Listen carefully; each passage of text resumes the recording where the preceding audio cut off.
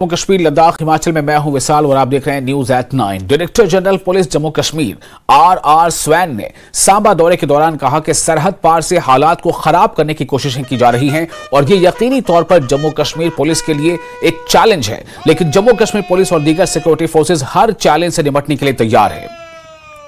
उन्होंने कहा कि राजौरी पुंछ इलाके में आवाम के ताउन से सिक्योरिटी फोर्सेज ने कामयाबियां हासिल की हैं। उनका कहना है कि बैनुल अक़वामी सरहद पर सुरंगें और ड्रोन भी सिक्योरिटी फोर्सेज के लिए एक चैलेंज है। ताहम पाकिस्तान से मंशियात और हथियार ले जाने वालों के खिलाफ बड़े पैमाने पर कार्रवाई होगी और वो गद्दार होगा। उन्होंने कहा कि सरहद पर चौकसी है। उन्होंने माजूर अफराद के आलमी दिन के मौके पर जिला इंतजामिया सांबा की जानिब से मुनक्किदा प्रोग्राम में शिरकत की थी।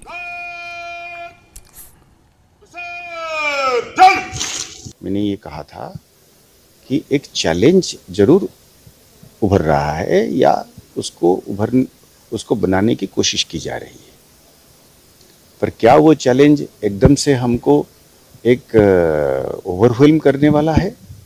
जवाब में मैंने ये कहा था कि नहीं, इसको मुकाबला करने के लिए प्लानिंग करना है, स्ट्रेटेजी बनानी है। जवाब हाँ।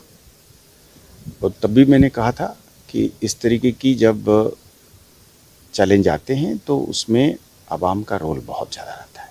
देखिएगा, राजौरी पुंछ एरिया में हमको दर्जनों के हिसाब से लोगों की तरफ से खबर मिली है। कुछ कुछ जगह पे लोगों ने खुद बढ़ चढ़ के करा है। आपको पता होगा कि एक जगह में तो लोगों ने एक बंदे को खुद ही बांध के इन्होंने बिठा दिया। तो एक कोशिश है पार से। पास्ट में, बहुत पुरानी पास्ट नहीं है, टनल्स की एक चैलेंज रही कि इन्होंने जगह जगह पर टनल खोद के, कई सारे टनल खोद के उसमें बंदे को इधर को लाया, सामान लाए। तो एक ये चैलेंज है। ड्रोन का एक नया चैलेंज है।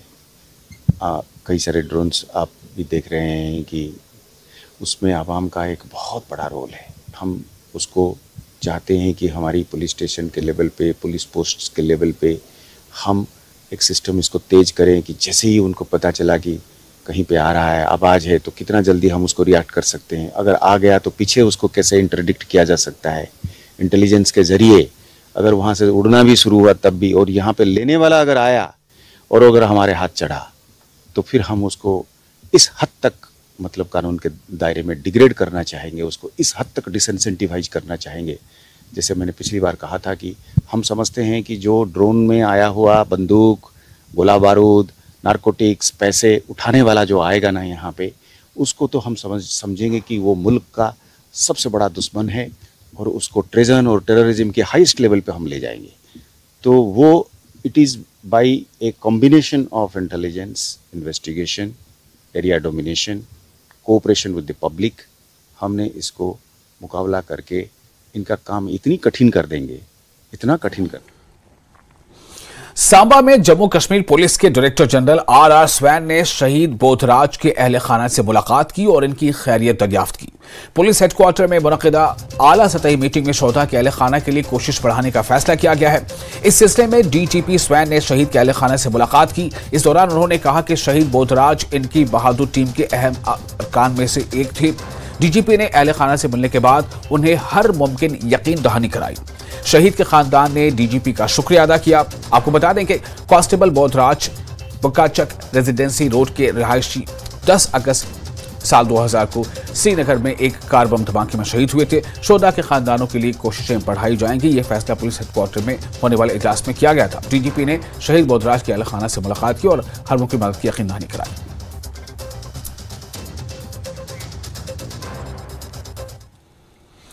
और director general of police R Swain ने भी पाकिस्तान के हवाले से बड़ा बयान दिया। उन्होंने कहा कि सरहदी रियासत होने के बावजूद हम पाकिस्तान की धमकियों के खिलाफ साबित कदम है और अपनी सरजमीन की हिफाजत और जीत के लिए किसी भी चैलेंज का सामना करने के लिए तैयार है।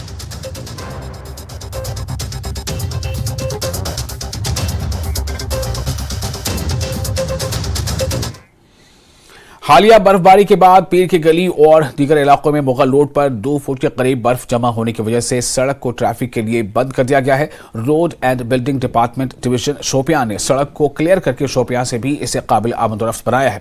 मकामी लोगों का मुतालबा है कि मुगल रोड पर टनल पर काम जल्द अज जल्द शुरू किया जाएगा ताकि सड़क साल भर खुली रहे।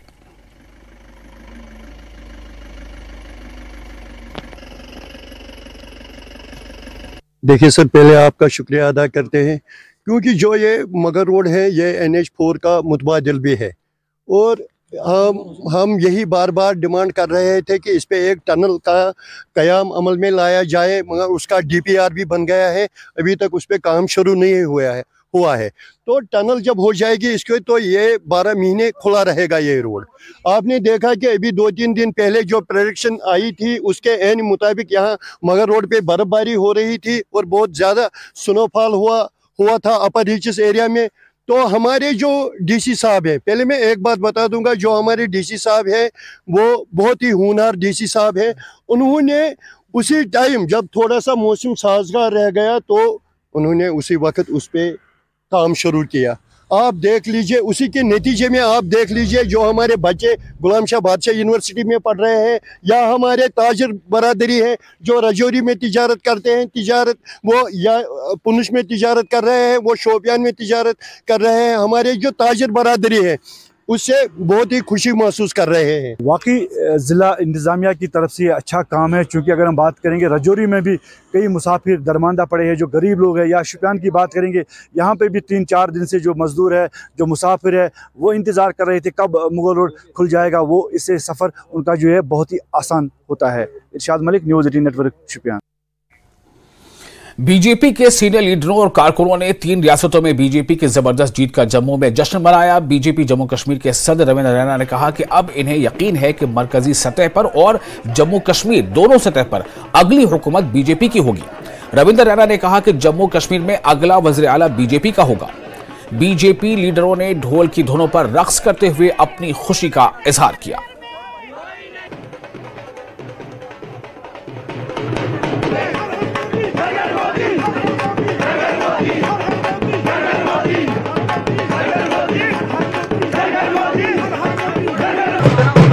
बीजेपी की लैंडस्लाइड विक्ट्री हुई है, उसके बाद जश्न का माहौल है। बीजेपी ऑफिस में क्या कहेंगे रविंद्र जी? आज सेमीफाइनल जीत लिया है आपने। प्रचंड बहुमत के साथ भारतीय जनता पार्टी ने 2024 में जो सेमीफाइनल होने वाला है, जो फाइनल होने वाला है 2024 में लोकसभा का, उससे पहले जो सेमीफाइनल था प्रचंड बहुमत के साथ एक तरफा मुकाबले में बीजेपी ने जीत लिया है। 2023 भी बीजेपी का और 2024 में मुख्यमंत्री किसका होगा? जम्मू कश्मीर में अगला मुख्यमंत्री भारतीय जनता पार्टी का होगा। अगला मुख्यमंत्री जो है वो भारतीय जनता पार्टी से होगा, ये कहना है बीजेपी अध्यक्ष रविंद्र रैना का। क्योंकि अब जिस तरह से लैंडस्लाइड विक्ट्री हुई है उसके बाद यहाँ बीजेपी के नेता जो है वो गदगद है, बहुत खुश है। आप देख सकते हैं कि यहाँ पे बीजेपी के जो नेता हैं, वर्कर्स हैं, वो झूमते गाते हुए और ढोल की थाप के ऊपर जो है यहाँ पे जश्न की शुरुआत हुई है। बीजेपी के नेता आज खुश है क्योंकि जिस तरह से लैंडस्लाइड विक्ट्री जो है वो बीजेपी ने अपनी दर्ज की है 3 स्टेट में, मध्य प्रदेश, राजस्थान, छत्तीसगढ़ में। और अब उनको ये आश्वस्त हो चुके हैं कि अगली जो हुकूमत है जम्मू कश्मीर में वो भाजपा की बनेगी। कि अब इसका जो इम्पैक्ट है वो जम्मू कश्मीर में भी आएगा। Definitely this is a victory for people. ये लोगों की जीत है, उस जनसंघ की जीत है जिसने समझा कि मोदी जी हमारे लिए क्या कर सकते, नए भारत की जीत है। तो ऑब्वियसली हमें भी नया जम्मू कश्मीर देखना है और जरूर इम्पैक्ट पड़ेगा इस चीज में। भारत की जीत है, क्या लगता है? पक्का भारत की जीत है। और एक बात मैं ये कांग्रेस को कहना चाहूंगी, कुछ दिन पहले उन्होंने सनातन को नाली का कीड़ा मिला, ये उसका जवाब है इनको। बिल्कुल, क्या कहेंगे? क्या कहेंगे? मेरे शैतान रजीम, बिस्मिल्लाह। पहले तो मैं पूरे हिंदुस्तान को इस जीत की मुबारकबाद देती हूँ और मोदी साहब की मुबारकबाद देती हूँ, क्योंकि डिजर्विंग इज मोदी साहब डिजर्व करते हैं ये मुबारक। क्योंकि मोदी साहब ने जो अच्छे काम किए थे वो आज नजर आ गए हैं पूरे जम्मू कश्मीर में नहीं कि इवन के पूरे हिंदुस्तान में आज ये जश्न का माहौल है। और ये नजर आ गया कि मोदी साहब के जो अच्छे काम थे, अच्छे कामों की सराहना इंशाल्लाह ईमानदारी की होती है और जीत ईमानदारी की होती है। आप देख रहे हो कि ये जश्न और लोगों के दिलों में प्यार है और मोदी सरकार आएगी। मोदी साहब अगले प्राइम मिनिस्टर भी हमारे 2024 में जो है मोदी साहब आएंगे, क्योंकि मोदी एक गरीबों का मसीहा है। मोदी है तो मुमकिन है। तो कहते हैं कि जम्मू कश्मीर में जो जम्मू में खास 10 सीटें भी नहीं ले पाएगी भाजपा। क्या बात करते हो आप देखो अभी शुरुआत हुई है, आगे आगे देखो होता है क्या। मुझे ही लाख चाहे तो क्या होता है, खुदे ही लाख चाहे तो क्या होता वही है जो मंजूर खुदा होता है। अल्लाह की जात को मोदी पसंद है, मोदी गरीबों का मसीह है, मोदी काम करते हैं गरीबों की, वो गरीबों की आवाज है आज पूरे हिंदुस्तान में नहीं, इवन के पूरे वर्ल्ड में जो गरीबों की आवाज आज गूंज रही है। देखिए आप जश्न का माहौल, आप देखिए कि भाजपा ऑफिस में आज जश्न का माहौल है, क्योंकि अब ये लोग इस बात से निश्चिंत हो चुके हैं कि अब अगली जो हुकूमत है वो जम्मू कश्मीर में और दिल्ली में जो है वो भाजपा की आने वाली है। और ये इनका कहना है कि मोदी जो है आज ये गारंटी बन चुके हैं, मोदी है तो मुमकिन है। लेकिन फिलहाल जम्मू के विभिन्न इलाकों में बीजेपी की तरफ से कई जश्न मनाए गए हैं, कई जगह पे जश्न मनाए गए हैं और आज इस विक्ट्री को जो है पूरे देश में बीजेपी के जो नेता हैं वो बहुत ही धूमधाम से मना रहे हैं। कैमरामैन साहिबा भट्ट के साथ राजेंद्र वैद, न्यूज़ 18 जम्मू। और नेशनल कॉन्फ्रेंस के नायब सदर उमर अब्दुल्ला ने कहा है कि कांग्रेस को अपनी शिकस्त की वजूहात तलाश करने के लिए अपने अंदर झांकने की जरूरत है। उन्होंने बीजेपी को इसकी जीत पर मुबारकबाद दी, लेकिन कहा कि नताइज हमें हैरान कर रहे हैं क्योंकि हमें इसकी तवक्को नहीं थी। उमर अब्दुल्ला ने कहा कि उन्होंने दोस्तों और साथियों से सुना है कि कांग्रेस को छत्तीसगढ़, मध्य प्रदेश, तेलंगाना और राजस्थान में जीत का यकीन है। उमर ने कहा कि कांग्रेस के सदर 3 माह बाद इंडिया अलायंस के कायदीन को मदऊ कर रहे हैं। उन्होंने कहा कि यह अजीब बात है कि पार्टी को 3 महीनों बाद अलायंस की याद आई है। उमर अब्दुल्ला ने कहा कि वो कांग्रेस पार्टी के मुस्तकबिल के बारे में फिक्रमंद है। अगर वो इंतखाबात में खराब कारकर्दगी का मुजाहरा करती रही, उन्होंने कहा कि पार्टी को कामयाबी के लिए जमीनी सूरत हाल को समझने की जरूरत है। उमर अब्दुल्ला ने मध्य प्रदेश में समाजवादी पार्टी के साथ इत्तेहाद न करने के कांग्रेस के फैसले पर भी सवाल उठाया। उमर अब्दुल्ला ने कहा कि नेशनल कॉन्फ्रेंस किसी दूसरी पार्टी के साथ इत्तेहाद नहीं करेगी। हम मुल्क को खतरे में नहीं डालेंगे। कांग्रेस को खुद देखना होगा ना। कांग्रेस के किसी लीडर ने अगर बयान दिया है तो उसमें मुझे टिप्पणी या कमेंट करने की क्या जरूरत है। उनका अपना राय है। बीजेपी को तो मुबारक कहना ही होगा, क्योंकि हम शायद ये उम्मीद नहीं कर रहे थे। हमें लग रहा था, जो हम सुन रहे थे, बाकी तो ग्राउंड पे क्या था वो तो दूसरी बात है, लेकिन दोस्तों से, साथियों से कम से कम हम ये सुन रहे थे कि छत्तीसगढ़ में तो कांग्रेस आराम से आगे है, मध्य प्रदेश में भी वो जीत जाएंगे, तेलंगाना में तो वो उनकी कॉन्फिडेंस थी, और यहाँ तक कह रहे थे कि राजस्थान में भी वो आखिर में निकल आएंगे। जब नतीजे सामने आए तो मां सिवाय तेलंगाना के उनकी बाकी बातें जो हैं वो बेबुनियाद साबित हुई। ना वो छत्तीसगढ़ बचा सके, ना वो मध्य प्रदेश वापस जीत सके, और ना वो राजस्थान दोबारा जीत पाए। मध्य प्रदेश में देखिए ना, अब शायद थोड़ी देर के लिए कमलनाथ जी चीफ मिनिस्टर रहे, लेकिन उसको छोड़ के अब 20 साल तो हो गए, ये 5वां टर्म शायद शुरू होने जा रहा है। ये कोई मामूली बात नहीं है। और फिलहाल एक छोटा सा ब्रेक लेते हैं, ब्रेक के बाद खबरों का सिलसिला जारी रहेगा।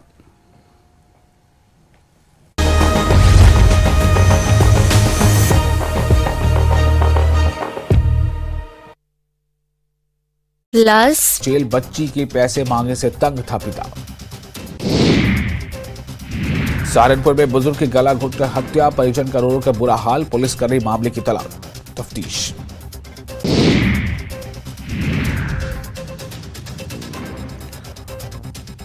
अल्मोड़ा में लगातार बढ़ रही पर्यटकों की संख्या, ट्रैकिंग करने वाले पर्यटक भी पहुंच रहे। कोसी से कौसानी तक बन रहा ट्रैकिंग रूट। कटिहार के कुख्यात अपराधी गैस यादव उर्फ विभाग यादव को पुलिस ने किया गिरफ्तार। बक्या दियारा में 1 साल पहले 5 लोगों की हत्या करने का आरोप। कुख्यात अपराधी को कटिहार पुलिस ने कोर्ट में किया पेश। पुलिस का दावा, अब दियारा में बिना डर के खेती कर सकते हैं किसान। पटना सिटी के हरनाहा टोला चिकटोली से 2 अपराधी को पुलिस ने किया गिरफ्तार। दोनों के पास से 2 कट्टे बरामद। दुमका पुलिस ने साइबर ठगी के आरोप में 2 युवकों को किया गिरफ्तार। दोनों के पास से 13 मोबाइल किए जब्त। नवादा के करणपुर गांव में खेत में पटवन करने के विवाद में धारदार हथियार से व्यक्ति पर हमला, घायल को अस्पताल में कराया गया भर्ती। खगड़िया के जयप्रकाश नगर से पुलिस ने मारपीट के आरोपी को किया गिरफ्तार। पैसे के विवाद में युवक के साथ की थी मारपीट। गोपालगंज में साइबर थाने में दर्ज 40 मामलों में अब तक 14 लोगों को किया गया गिरफ्तार। केस के सभी आईओ किए गए हैं शो कॉज।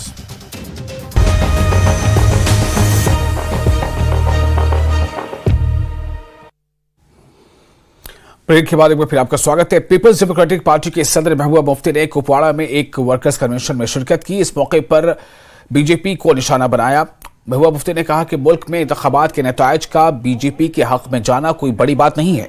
महबूबा मुफ्ती ने कहा कि एक तरफ अपोजिशन इलेक्शन लड़ रहा है तो दूसरी तरफ पूरी मुल्क की एजेंसियां बीजेपी के हक में इलेक्शन लड़ रही हैं। मुफ्ती ने नेशनल कॉन्फ्रेंस को भी तरक्की का निशाना बनाते हुए कहा कि उनका आज तक का वर्कर्स के साथ जो भी रिकॉर्ड हुआ है वो सब कुर्सी के लिए था, न कि जितना भी अकॉर्ड हुआ, जो समझौता हुआ वो कुर्सी के लिए था, न कि कश्मीरी अवाम की इज्जत के लिए। मुफ्ती ने कहा कि लोगों को एजेंसियों की जानिब से डराया जा रहा है। मुफ्ती ने कहा कि बिजली कश्मीर में तैयार होती है मगर हमें अंधेरे में रखा गया है। उन्होंने इल्जाम लगाया कि आवाज उठाने पर PSA लगाया जाता है, मुलाजमीन को बात करने पर पाबंदी आयद की जाती है। महबूबा ने कहा कि जब तक जम्मू कश्मीर का मसला हल नहीं होगा तब तक जम्मू कश्मीर में हालात ठीक नहीं होंगे।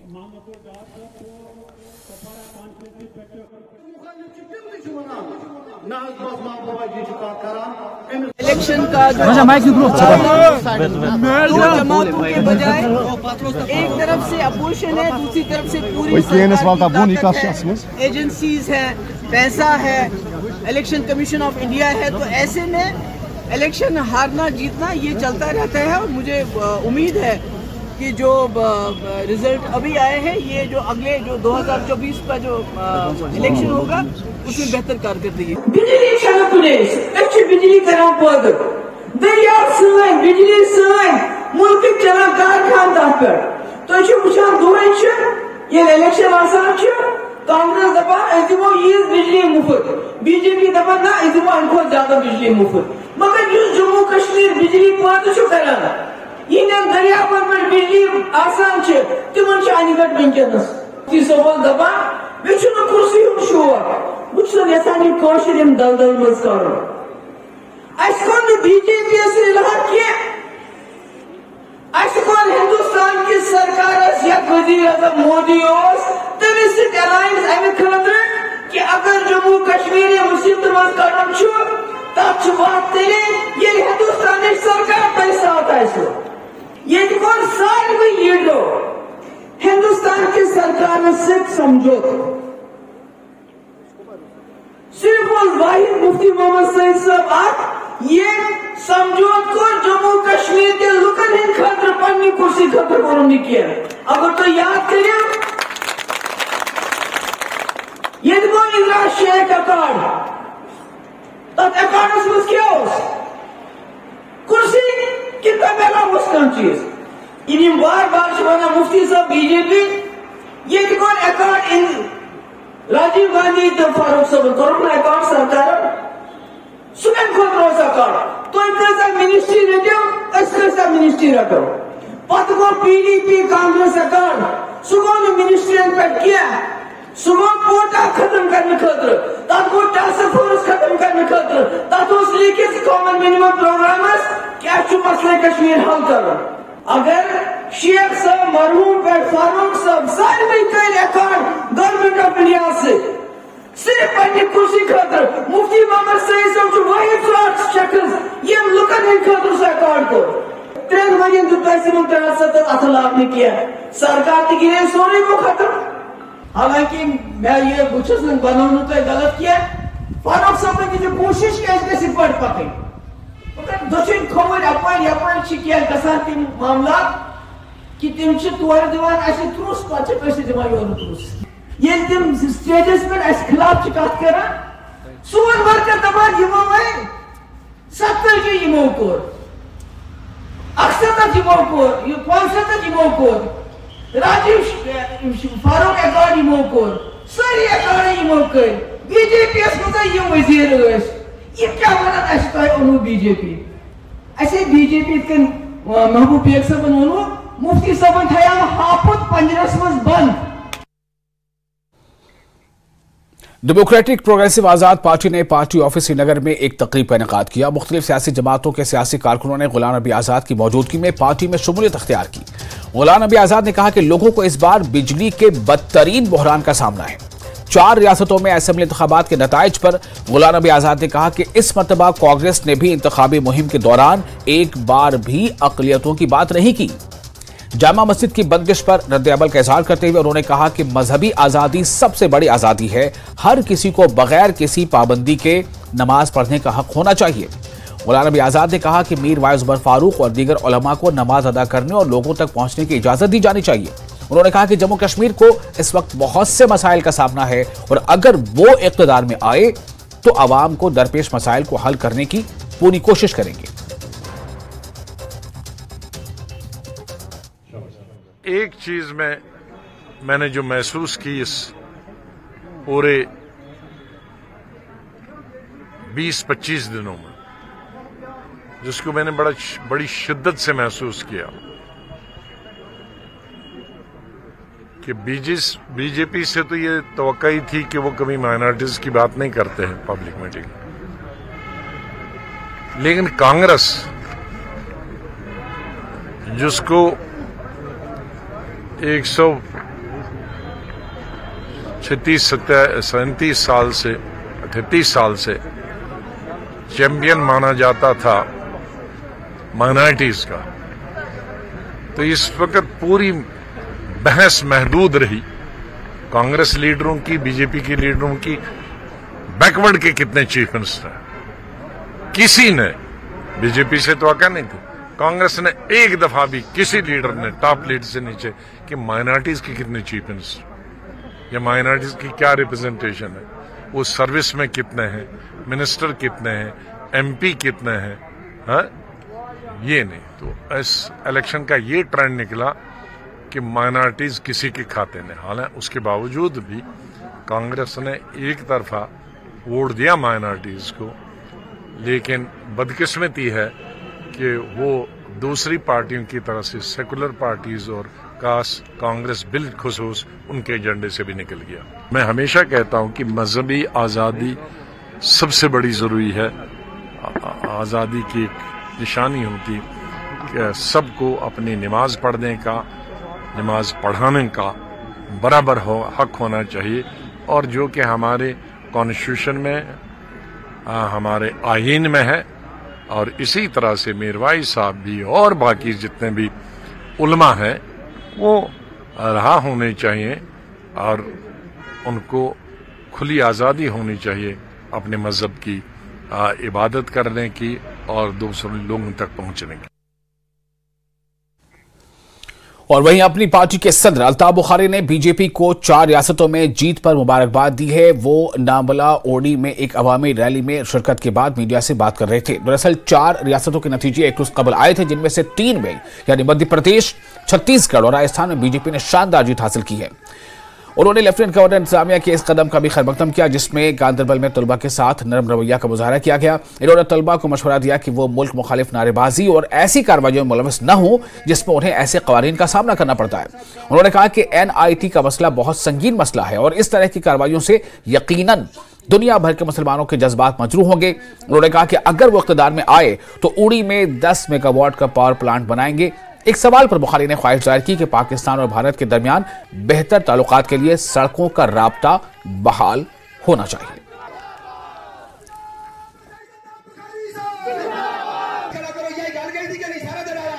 और नमाज का भी, नमाज के आम भी करीब आने लगे।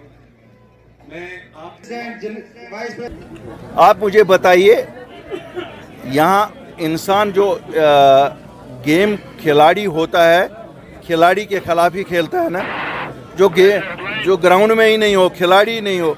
यहाँ भाजपा तो खिलाड़ी नहीं है। जम्मू में आपने कभी NC का नाम मेरे मुंह से सुना, कभी PDP का नाम सुना या कांग्रेस का सुना? वहाँ तो हम खाली बीजेपी को निशाना बनाते हैं। जहाँ वो खिलाड़ी है वहाँ उनके खिलाफ बोलते हैं। वैसे मैं आपको बता दूँ, आज के दिन तो वो मुबारकबादी के हकदार है। आज उन्होंने हिंदुस्तान में अच्छा शो दिखाया।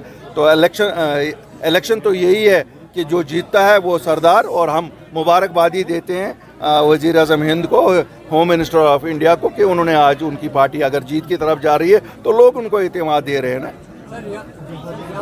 और मैं इस वक्त गवर्नर साहब का भी शुक्रिया अदा करना चाहता हूं। आपकी वसातत से ये जो नौजवानों के बारे में फ़ैसला लिया गया, जो गांधरबल में यूनिवर्सिटी में बच्चों पे जिन पे UAPA लगाया गया था, वापस लेने का फैसला बहुत बेहतरीन फैसला है।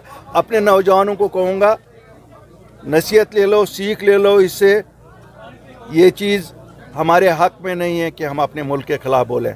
पुलिस ने बहुत अच्छा किया कि बच्चों को बच्चों की तरह डील किया, और मुझे उम्मीद है जो यूनिवर्सिटी में जिन स्टूडेंट्स के साथ फिर बुलाया जा रहा है या कहीं और बुलाया जा रहा है, हर जगह पे बच्चों को बच्चों की तरह ट्रीट किया जाएगा। क्योंकि हमें ये समझना है कि NIT में जो कुछ हुआ था उससे मजरूह हुए जज्बात, और उसके लिए हर एक मुसलमान अपनी जान कुर्बान करने को तैयार है अपने पैगंबर के नाम पे। और इसके साथ ही इस बुलेटिन में फिलहाल इतना ही, लेकिन न्यूज़ 18 JKLH पे लगातार बड़ी और अहम खबरों का सिलसिला जारी रहेगा।